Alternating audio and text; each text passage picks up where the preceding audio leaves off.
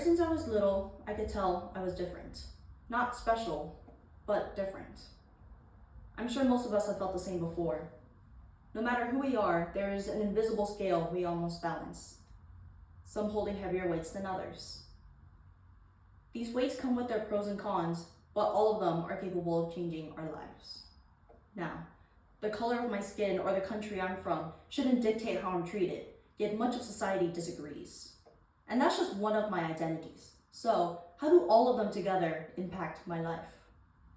Today, we will answer that question by firstly going through my co-cultures, diving into my disadvantages, and ending on some of my unearned advantages. And without further ado, allow me to introduce myself again.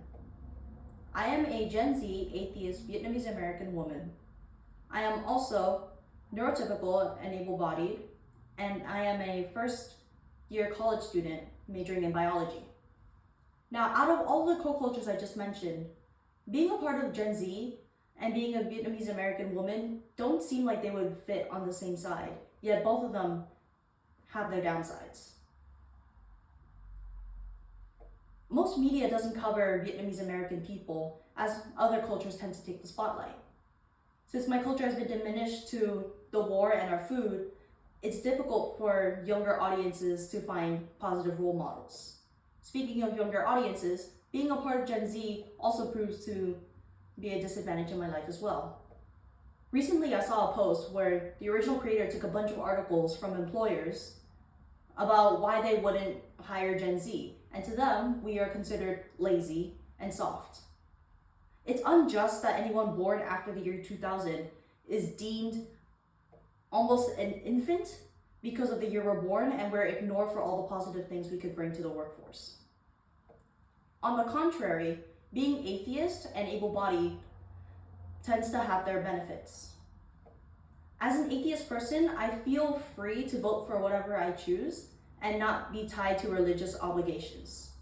Most notably between the Republican Party and Christianity, the ties that they have with each other tend to bind the people from either party to vote in a specific way. Along with my freedom to vote, I also have the freedom to go anywhere I want.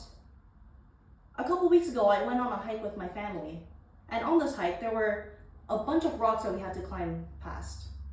And because I was able-bodied, I was able to do that. But for the large population of people who can't do that because of their physical limitations, they are not able to experience the same hike that I did.